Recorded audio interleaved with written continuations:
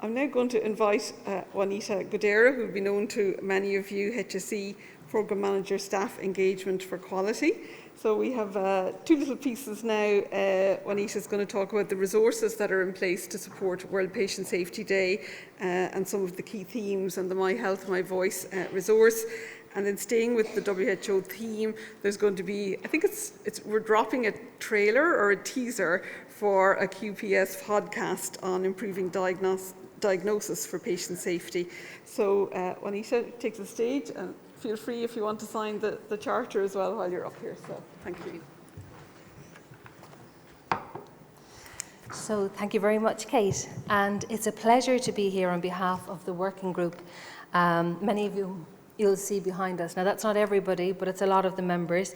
They're colleagues from the HSE, the Department of Health and Patients for Patient Safety Ireland. The group is co-chaired by Bernie O'Reilly, who you've just heard from, who's the Chair of Patients for Patient Safety Ireland, and Joe Ryan, who's our National Director for Public Involvement, Culture and Risk Management. And they'll both be on the panel in a little while. But before we go on, I'm just going to ask you, as you know, this year's theme is diagnostic safety. So could I get a quick show of hands? How many people here are currently involved in diagnosis? And that could be directly or indirectly. Okay, so quite a few of you. And can I ask how many people here have ever had a diagnosis? Exactly. So that's the one thing. Bernard spoke about that earlier on, and he talked about the fact that everybody working in the healthcare system, and that can be health or social care, will have to access the system at some point in time in their lives. The next thing I'm going to ask you, and you don't need to do a show of hands for this one, but it's the question of, has anybody here ever self-diagnosed themselves? And has anybody here ever maybe accessed Google to help diagnose yourselves? So there's a few heads, I'd say, nodding, and a few people saying, yes, I have. We'll come back to that in a few minutes. I suppose one of the things with the working group, when we started to look at this, what we identified was that in recent years, there have been significant improvements in diagnostic safety. And that could be new diagnostic tests, the availability of new tools and technology, and the advent of AI. But interestingly, as we began to explore the resources and the research, we identified that communication is still a key challenge. Now, you might wonder why, when everything has progressed so much, communication is key. So, I'm going to show you something. What I'm going to ask you to do is to look at this picture. It's Monet's water lilies, and I want you to look to see what was the first colour and what's the first shape or object that you see. And I'm going to ask you to find somebody beside you, somebody behind you, and I want a 30-minute conversation about what was your first... 30 seconds. You're right, thanks very much. And everyone can go home after it. I'm joking. So a 30-second conversation, we say 30 seconds because in Ireland it'll suddenly work to, the second cousin once removed on your father's side. So we'll keep it to the 30 seconds if that's okay. So have that quick conversation now. What was the first colour and what's the first shape or object that you saw?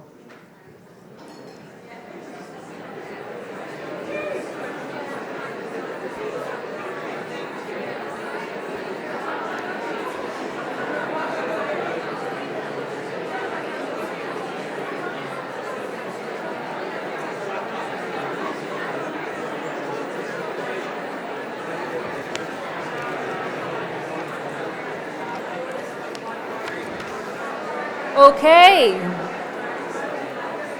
so I would say that's probably about the minute mark. And can I ask you, did you have the same viewpoint? There's a few people that did. You're sitting too close to each other or you're working too long together, I'd say. For the vast majority of people, when they look at this, everybody's going to see something different. And when you think about the work that we do around diagnosis, it's the same. Everything that we see, everything that we feel, everything we interpret, all of this sort of, our viewpoint basically, who we are, all of it's connected in to who we are as people. And that's probably a big challenge because when you think of diagnosis, I think my own GP is a magician. I'm not sure how he ever figures out what's going on when you hear of all the different things people come in with. And what I consider to be important, somebody else will see it as minor. And that's one of the key challenges. That's why communication is still such a challenging issue. With all of the technology, communication is key. So from our perspective, the working group looked at this and we said, okay, if you're thinking about the World Health Organization theme about improving diagnosis, we need to refine it a little bit. And we looked at listen, diagnose, understand, working together for patient safety. The thinking being that we will never have a full diagnosis unless we work together, and that patients have an opportunity to be full, active partners in their care. And that's where some of the resources come from. So if you're thinking about how you can improve diagnostic safety, there's 4 key things that come up the whole time. And it all comes back down to the systemic factors and the cognitive factors. So things like communication, teamwork, training, and self-awareness. And my colleagues are going to talk about that a little bit more in a moment, so I won't delay on it too much. But I should say that all of the resources are geared around those 4 things. And if you look, this is the QR code, and if you are not into QR codes, as a few people may not be, I don't know, does everybody love QR codes? Not everybody in my house does. But if you Google or you look up WPSD HSE 2024, you'll find all of the resources that I'm about to touch on. So there's 4 key themes here. The trusted sources of information is the first one. Improving communication, understanding and continually improving the diagnostic process, and then improving the systemic and cognitive factors. Now they're divided up, but the reality is everything on that list is interchangeable. And when you look at it, the trusted source of information is the key, because if you think yourself, if you have symptoms and there's something not 100%, the vast majority of people are going to go to Google and they're going to look it up to see, what could this be? Tell me what's wrong with me, before they go to the GP. And whether that's right or wrong, it's happening within society at the moment. So we're trying to, I suppose, encourage people to use trusted sources, and the Health A to Z of health conditions and medicines is a key trusted resource. People can use it, can find key information. But ideally, if there's something really wrong enough that you're looking up the internet, you should be going to the doctor. And that's probably the thing we should leave people with. The other thing as well is that we're trying to signpost people to information about, I suppose, some of the common causes of harm. And in particular, when you think about the patient safety strategy, things like sepsis and blood clots have been identified as areas where people can identify symptoms themselves at home, and then potentially early recognition, early treatment saves lives. So there's a sepsis podcast, and our colleague Shima has developed a number of TikTok videos with colleagues in Thrombosis Ireland on VTE or blood clots, and they're all available and accessible on the web. The key resource that we're going to talk about next is the Improving Communication Suite. And here you'll see My Health, My Voice. And it's a short leaflet, and I'm going to play the video clip in a moment. We know that at the moment, 1 in 3 people accessing our healthcare system has trouble with health literacy.